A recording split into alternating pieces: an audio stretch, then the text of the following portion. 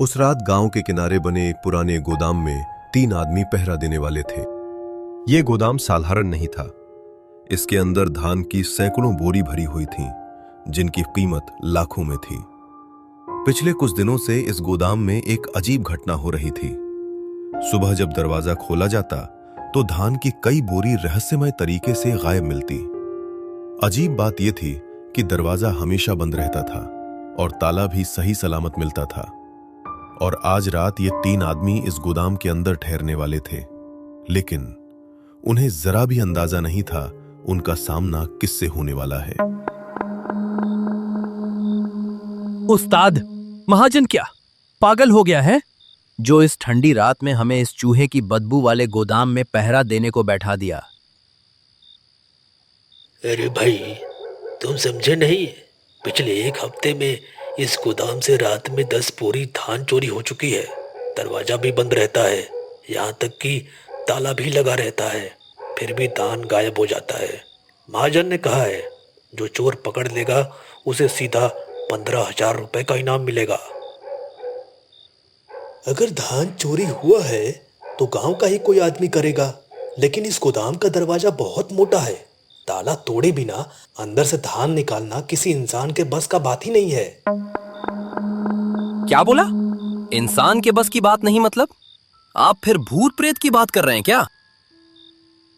नहीं रे भाई, मैं भूत की बात नहीं कर रहा हूँ, लेकिन जो भी चोर है बहुत चालाक है।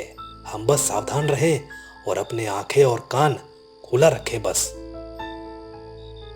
इस विशाल गोदाम में अंदर से बिल्कुल अंधेरा था। चारों तरफ धान की बोरियां पहाड़ की तरह लगी थीं। बीच में एक लालटेन जल रही थी। उसके आसपास बैठा था हीरा, फकीरा और चौकीदार हरखू। उस्ताद, अगर सच में चोर आया ना तो हम तीनों उसे पकड़ ही लेंगे। पहले चोर तो दिख जाए। पिछले 1 हफ्ते से किसी ने उसे देखा ही नहीं है। सही बात है, मैंने भी कई रात यहाँ पहरा दिया है, लेकिन आज तक कोई दिखाई दिया ही नहीं। कहीं ऐसा तो नहीं कि चोर हवा बनकर आता हो? अरे चुप रहे, ऐसी बात मत कर, रात में वो भी।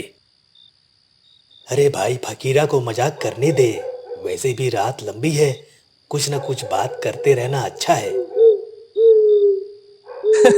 सही कहा उस्ताद, वरना यहाँ बैठे बैठे तो नींद ही आ जाएगी। नींद तो मुझे भी आ रही है, लेकिन क्या करें, पैसों की बहुत जरूरत है। क्यों भाई, घर में सब ठीक तो है? ठीक कहा है, मेरे पिताजी बहुत बीमार हैं। डॉक्टर ने दवा लिखी है, लेकिन दवा के लिए पैसे नहीं है। इसलिए मैंने सोचा अगर आज चोर पकड़ लिया तो जो 15,000 रुपए मिलेंगे उसी में से उनका इलाज करवा दूंगा। अरे, भोलेनाथ चाहेंगे तो सब ठीक हो जाएगा, आप चिंता मत करो हरखू भाई।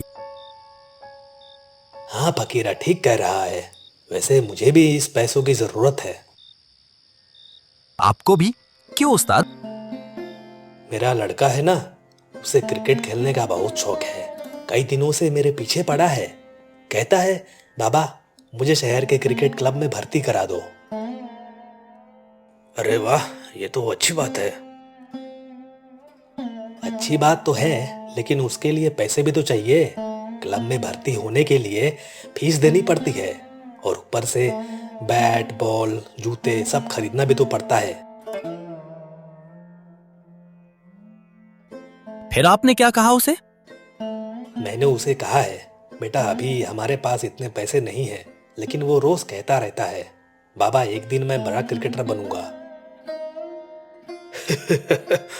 अरे हो सकता है भाई, किस्मत किसे कहां पहुंचा दे कोई नहीं जानता। हाँ, बस यही सोचकर दिल मान जाता है। इसलिए मैं भी सोच रहा था अगर आज चोर पकड़ा गया तो सबसे पहले अपने बेटे को क्रिकेट क्लब में भर्ती करा दूंगा। वाह उस्ताद, फिर तो हमें चोर को पकड़ना ही पड़ेगा। आज अगर वो चोर यहाँ आया तो बचकर नहीं जाना चाहिए। ये तीनों आपस में बातें कर ही रहे थे कि अचानक एक आवाज आई। गोदाम के अंदर फिर से सन्नाटा छा गया। तीनों चुपचाप बैठे बाहर के अंधेरे को सुन रहे थे। तभी अचानक बाहर से ठंडी हवा चलने लगी और टिन की छत पर खरोंच जैसी आवाज आने लगी। अरे ये ऊपर से कैसी आवाज आ रही है? बिल्ली है क्या? बिल्ली टीन पर ऐसी आवाज नहीं करती, लेकिन डरने की जरूरत नहीं है, दरवाजा अंदर से बंद है। हीरा, मुझे थोड़ा बाहर जाना है, ठंड की वजह से पेशाब जाना है। मैं 2 मिनट में वापस आता हूँ, ठीक है? अरे भाई, इतनी रात में बाहर मत जाइए। अरे 2 मिनट की बात है, मैं चौकीदार हूँ, मुझे भूत से डराओगे? दरवाजा खोलो, चलो। हीरा ने भारी लकड़ी का दरवाजा खोला। बाहर चारों तरफ सन्नाटा था। हरकू सिर्फ भाला लेकर अंधेरे में चला गया। हीरा ने तुरंत दरवाजा बंद कर दिया।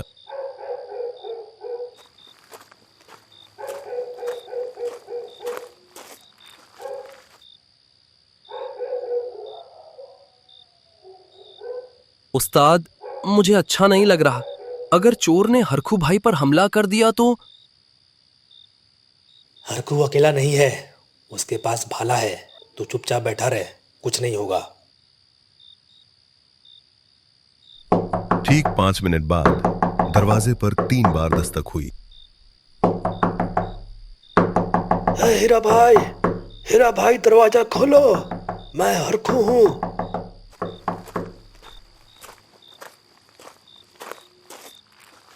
हीरा ने दरवाजा खोला। हरकू अंदर आया। वो ठंड से कांप रहा था।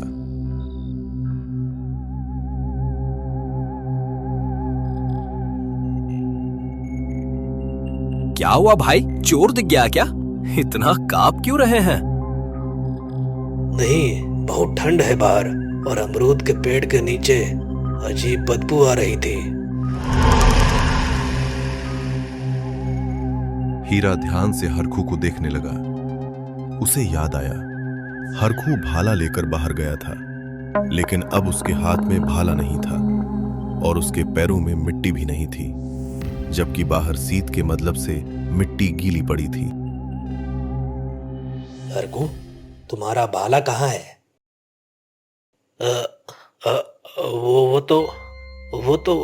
वो तो मैं बाहर पेड़ के पास रखाया, भूल गया। सुबह ले लूंगा, कोई दिक्कत नहीं है। हीरा समझ गया, ये असली हरखू नहीं है। कोई रूप बदलने वाला पिशाच हरखू बनकर अंदर आ चुका था। हीरा ने धीरे से फकीरा को इशारा किया, उसे सावधान करने के लिए। तभी अचानक दरवाजे पर जोरदार धमाका हुआ। हीरा भाई, दरवाजा खोलो, मुझे बचाओ, मेरे पीछे कोई आ रहा है, जल्दी दरवाजा खोलो। ये देखकर दोनों के होश उड़ गए। कमरे में सन्नाटा छा गया। फकीरा डर से जम गया। एक बार बाहर दरवाजे की तरफ देखता, एक बार सामने बैठे हरखू को। उस्ताद, अगर बाहर असली हरखू है तो हमारे सामने बैठा ये कौन है? बाहर तो तेरी ही आवाज आ रही है हरखू। क्या तू 2 बन गया है? मादुर पर बैठा हरखू धीरे धीरे सिर उठाता है। उसकी आंखें अब इंसानों जैसी नहीं थीं, वे सफेद और शीशे जैसी चमक रही थीं।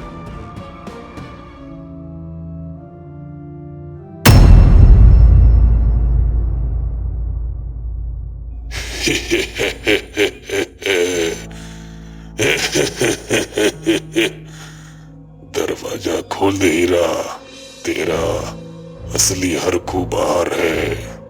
फिर तुम तीनों को एक साथ पकड़कर खाऊंगा।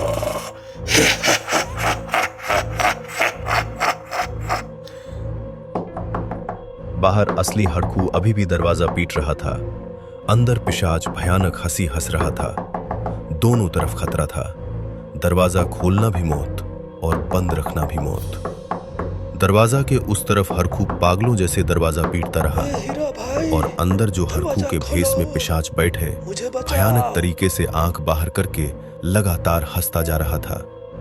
हीरा और फकीरा अब समझ गया थे कि वे सब अब बहुत बड़ी मुसीबत में पड़ चुके हैं।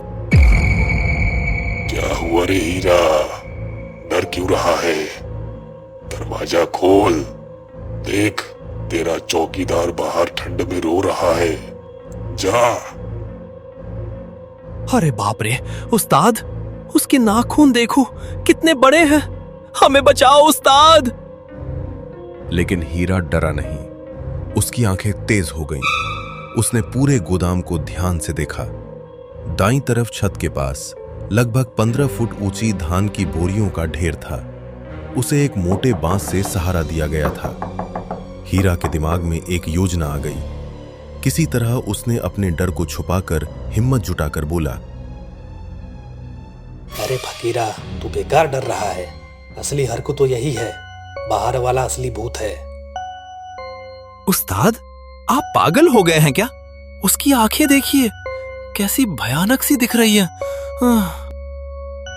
चुप, जो कह रहा हूं वही कर। हाँ, अरे फकीरा, बाहर जो खड़ा है ना वही असली भूत है, और हमारे सामने जो बैठा है वो हमारा असली हरखू भाई है। तू ज्यादा दिमाग मत लगा, ठीक है? बहुरूपी पिशाच हीरा की बात सुनकर कुछ पल के लिए रुक गया। उसने सोचा, क्या इंसान सच में इतना मूर्ख हो सकता है कि अपनी आंखों के सामने पिशाच देखकर भी उसे पहचान ना पाए? लेकिन शैतान बहुत घमंडी होते हैं। उन्हें इंसानों की यही मूर्खता एक अच्छे मौके की तरह लगती है। क्यों हरखू भाई, मैं सही कह रहा हूं ना? आप ही असली हरखू है ना, और बाहर जो खड़ा है वो नकली है ना? हाँ, तू बिल्कुल सही कह रहा है हीरा। मैं ही असली हरखू हूं। बाहर जो खड़ा है वही शैतान है। पिशाच मन ही मन हंसने लगा। उसने सोचा, आज तो बहुत अच्छा मौका मिल गया है। पहले बाहर वाले को मारूंगा, फिर अंदर बैठे इन दोनों को खा जाऊंगा। ठीक है, तो फिर ऐसा कीजिए, आप जाकर दरवाजे के ठीक सामने खड़े हो जाइए। मैं अभी कुंडी खोलता हूं, जैसे ही दरवाजा खुले आप बाहर वाले भूत को पकड़ लेना, ठीक है? हाँ, खोलो, दरवाजा खोलो। आज उस बाहर वाले को मैं जिंदा नहीं छोड़ूंगा।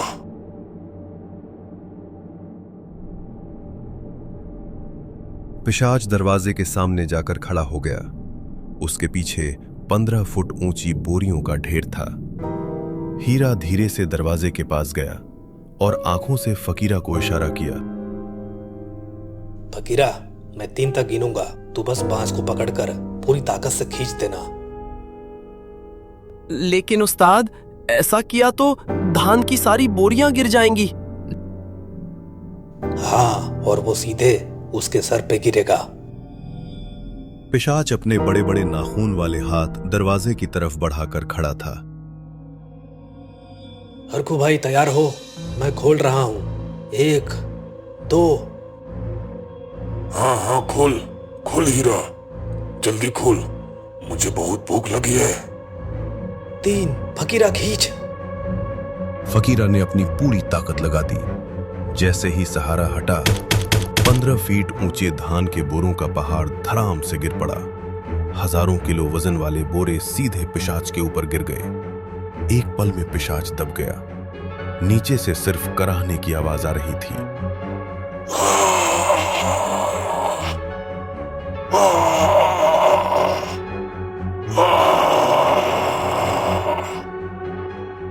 हीरा जानता था, इतने भारी वजन के सामने इस शैतान की ताकत भी बेकार है। उसी पल हीरा ने दरवाजा खोल दिया। बाहर खड़ा असली चौकीदार हरखू उसके हाथ में अभी भी भाला था और वो ठंड से कांप रहा था। हीरा भाई, वो मुझे मार ही देता। वो मेरा रूप लेकर अंदर जाने की कोशिश कर रहा था। बात करने का समय नहीं है। फकीरा, जल्दी बाहर निकलो। तीनों तेजी से बाहर भागे। दरवाजा बंद कर दिया गया। बाहर से भारी लोहे का ताला लगा दिया गया।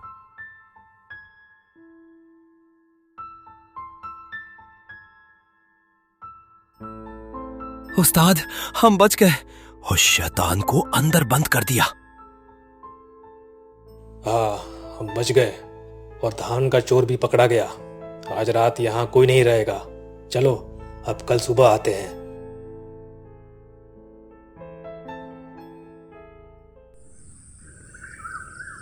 अरे हीरा, तूने कहा था चोर अंदर है, पर अंदर तो सिर्फ धान के बोरे हैं। फकीरा ने एक एक करके बोरे हटाए और नीचे देखकर सब चौंक गए। वहां एक विशाल मरा हुआ जंगली बिल्ली जैसा जानवर पड़ा था। उसके पंजे बहुत ही बड़े बड़े थे और आंखें पीली।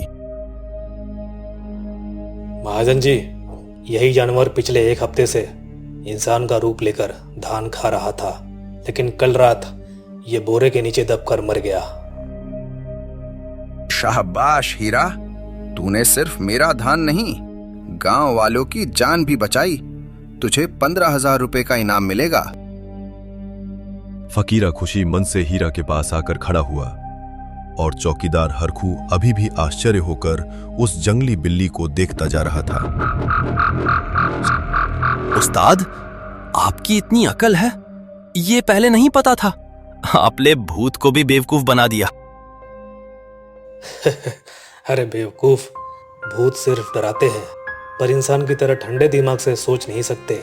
जहां बुद्धि होती है वहां भूत की कोई ताकत नहीं चलती, समझा? और इस तरह हीरा की समझदारी ने खतरनाक बहुरूपी का अंत कर दिया। लेकिन क्या वो सच में सिर्फ एक जानवर था या कुछ और? आपको क्या लगता है? कमेंट्स में बताइए।